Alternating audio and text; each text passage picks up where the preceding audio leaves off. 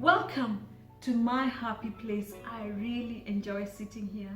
I read, plan, pray, and knit here. One of the things that really makes it cozy and comfortable is this neat footrest, poof, or cushion that I made right here. If you'd like to know how to make it, let me show you. And if you stay and watch till the end, you will see other ways that you can use this neat poof or cushion.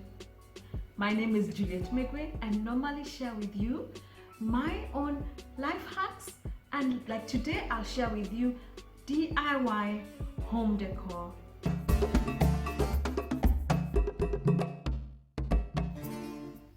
For this footrest, we are going to use this chunky yarn. One is 10 meters and I need 10 of them. So whatever chunky yarn you use, make sure you get something equivalent for my size of footrest. And if you need a bigger footrest poof, you will of course need more wool. If you use slimmer wool, you will need more because you will need to do more stitches to get something equivalent. You will also need knitting needles, and in my case I'm using the circular one because I don't want to have to sew along or to hold it together at the end. I want it to come out circular from the beginning to end. I'll show you. And if you don't have that 7 millimeters or something 7 millimeters or bigger, 10 millimeters, you can use the normal knitting needles. This size or smaller, this is 10 millimeters, so it's thick, so I'll use less stitches and I'll do less rows. So if you want something quick, this is what to do. The only thing is, because it's not circular at the end, we will have to join at the seam to make it round. And then you will need a needle, and this is what we'll use at the end to pull it together. But you don't even need this. You can use your hands or a crochet if you have. And I'm not a crochet expert, so for those who are, you can also do this footrest in the same way. So that is for our casing. We need stuffing, and to put the stuffing in, we'll have a bag like this that's 75 by 35. We'll sew it all around. You will need to leave a small space like this for your stuffing. You can use the normal stuffing like we use for pillows, but in my case, I'm going to use poly balls because I just wanted a different feel with this one. We are going to start by putting the stitches that we need. We are going to use 60 stitches. I will count to 10. 1, 2, 3, 4, 5, 6, 7, 8, 9, 10. And then this 10, I'll do it 6 times. So that will be my 60. Okay, 3, 4, 5, 6. Until here will be for my 60 stitches. At the same time, I need to just leave a little more at the end, and that's what I'll use to pull it closed. So I'll just leave a little, just eyeball a little. This looks like about 20 centimeters, and then this is where I'll start. I will start making my stitch. So I normally do a loop. People have different ways of starting. There are different techniques. I start with a loop like that. Again, I know when you're starting out, this is one of the things that to learn, this is one of the things that can be difficult. So I do like a knot, put it in a loop, then I put in my needle, and then I do one. And remember, the one you're using on this side is the one we have calculated, and the one we are bringing over is the knitting wool. You don't want to go to the end and then find, oh, you used the wrong one. So put it in, then do that.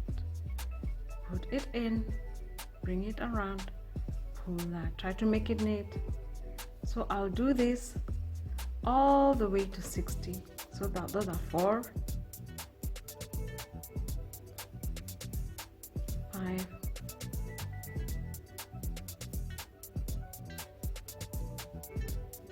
55,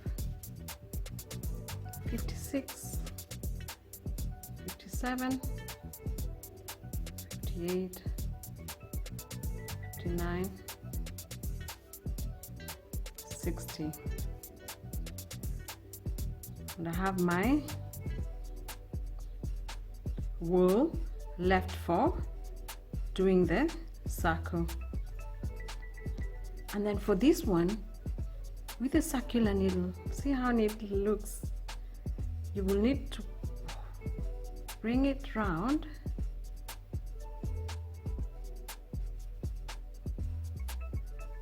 to this side so that you can join them. So now what I do is I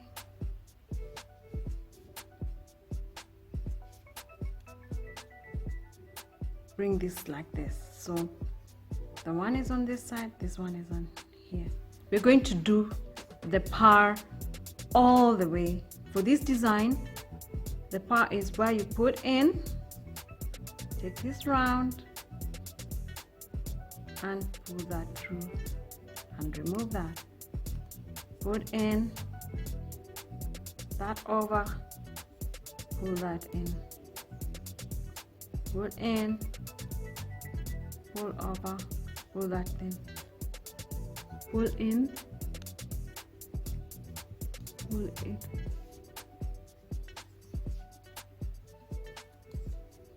and we're going to do this all the way. We'll go round until we do 44 rows of purl. When we go all round, we are going to end up with gray. We are going to do 12 rows of gray, and then we're going to do 10 rows of cream, and then another 12 rows of gray. So whatever color of choice you've made, and you can even make one a monochrome, you know, one color. At the end, make sure you have 44 stitches, and they're going to be like this. The rows are going to be like this. This is the par. This opposite one is knit, and if at the end the knit is the side that you'd want to be your top, you can use it as well. But in my case, I prefer to have this part at the end. So we keep going, we keep going, we'll do this, keep going round, and the circular one is good because you keep going round, we keep going round. The only way we'll know we have finished a row is when you come to this bit that shows you you've gone all round. So then you know that's one row. And most times what I do is tie this together so that it doesn't come apart. So I just tie it like that, and then I continue so that it doesn't pull, because here, see this gap, it can become bigger the more this is left alone. And then I continue to the other side. So I keep going, I keep going. So I'll do many rounds. I'll come back to you. See, this is one full row. So I'll come back to you to show you how to connect the cream. So I'll keep adding the rows, and then I'll show you how to add the cream. We're just finishing the final stitches of the first gray.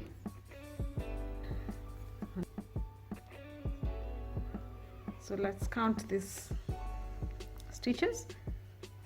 So we have this, this is what I meant by rows and rows, and this is the purl side and this is the knit side.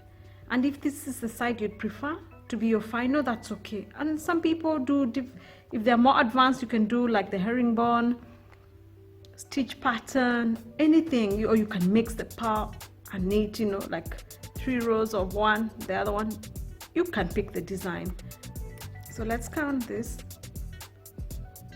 lines. Okay, so the first one in our case would be let's see, 1 2 3 4 5 6 7 8 9 10 11 12 13. So we've got an extra one, 14. Oh, good for us, got an extra one. And that's okay, because what we need is the differentiation with the different ones, the gray and the cream. And so we're going to continue. I wanted to show you how now to move to the next color. There's no science about it. I'm just making a knot, and I'm trying to make sure I'm not leaving too much, because I don't want to tuck in, but I don't want to leave it out. So I've just tied that, and I'll show you how we do, and then we continue with our knitting. And then I'm going to move this to the back. I'll continue this until I have finished the 4 yarns all the way up, and I think it might end up being the same 13 or 12, and it's okay. And this is what I meant with the circular knitting needles. You see what it does? It just makes a circle, so I don't have to come and stitch after finishing. If I was using the normal one needle, I would have had to stitch to put a stem. So we'll continue. And as I was telling you, because I'm using chunky, if you use the slimmer knitting wool, use maybe a double or 3, so triple, like 3 of them at a go, so that to try give it the bulk. Or just know you'll do more stitches and a longer time. Yeah, but the fact that you don't have chunky should not stop you from making your knit footrest poof or cushion. So I'll do this all the way to the end of the cream. I'll attach my gray again and go all the way to the top, and then I can show you how we finish. So just keep going like me and join me when we are about to do the final finish. We are at the last beat. We'll just do 2 more stitches, as you can see. 1, and then the last one, and then that's going to be it. We are then going to pick that needle I told you about, the big one. We're going to put it in, and yes, we could have reduced the stitches, but there is the nice curve I like with the gathers at the end that doesn't allow us to do the reducing stitch. So we're just going to put this needle through all the stitches, and then we pull it out. We keep going and pull out to the end, so that then we make the final pulling together.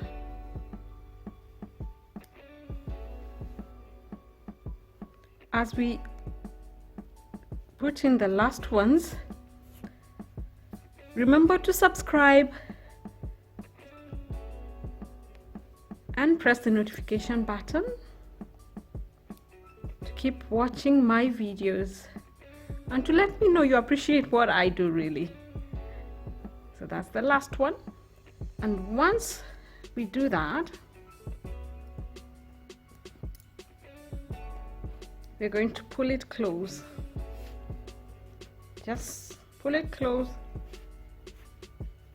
So pull the gathers back, try to pull it out.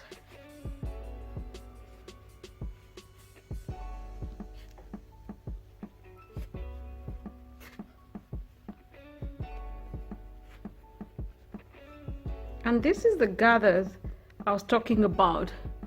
This design at the end, once you put the cushion in or the stuffing in, it really makes the poof look nice. And this won't fully close, and that's why you need to put a nice cushion inside. And also the cushion helps, the cushion inside helps so that when you wash this casing, you have still something presentable to put in your room or in your basket as you wait for this to dry or to get clean. So there it is. I'm going to sew it close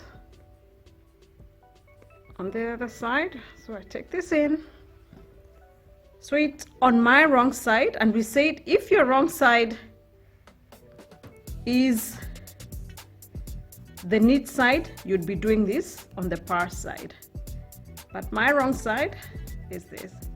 So I'm going to knot it in again, and then I told you we're not tucking this in, but by tucking in I meant when you put this in like this, tuck in so that the edge is not so noticeable.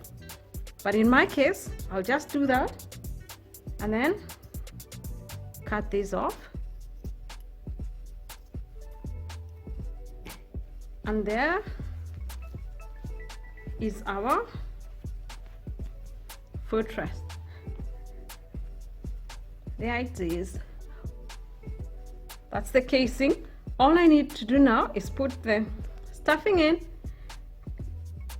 the paper with the polyballs, the bag with the polyballs, and I show you how it looks, as I'll have used this as our tie. This is the bit we made, and it has gathers. Now this is the gathers I was saying I don't like losing. Just look at how it turned out. On this other end, we put in the same way a rope or a cord that will be opening and closing so that we can remove to wash. So it's not fully closed, so we just tucked in a cord in here, closed it after we put our polyballs stuffing in here. So there it is. Look at that. I'll show you how we use it. It's beautiful. And this is my size. Remember, you can make whatever size of poof. And as you can see, it wasn't so hard, was it? This is the final product, the one we made with you. As you can see with it, and these others that I had made before, you can use it in various ways around the house.